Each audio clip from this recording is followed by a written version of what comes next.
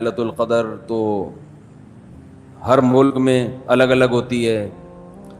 آج یہاں 27ویں. تو اس بارے میں خوب کہ جتنی عبادتیں شریعت نے ہمیں دی ہیں اور ان کے وقتوں کے جو فضائل بیان کیے ہیں وہ ہر ملک کے اسی حساب سے ہوں گے. اللہ نے حکم دیا اقیم الصلاۃ لدلوک الشمس، سورج کے ڈھلکتے ہوئے نماز پڑھو. سورج طلوع ہونے سے تو آپ جہاں نماز پڑھ رہے ہوگے وہاں کا سورج مراد ہوگا یا جاپان کا؟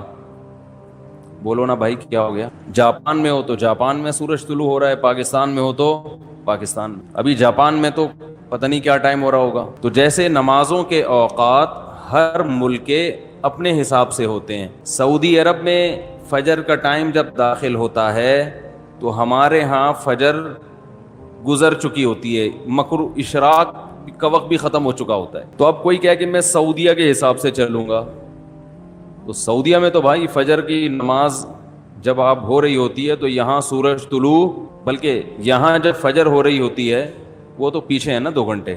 ہاں یہاں سورج طلوع ہو چکا، وہاں مغرب کی ہوتی ہے اور یہاں عشاء کی ہو رہی ہوتی ہے. تو جیسے نمازوں میں ہر ملک کا اپنا ایک طریقہ ہے، اپنے وقت ہیں، تو ایسے ہی جو سال کی تاریخیں ہیں، عید ہے، بقرعید ہے، یوم عرفہ ہے، لیلۃ القدر ہے، آخری عشرہ ہے، یہ سب اس ملک کے حساب سے ہو.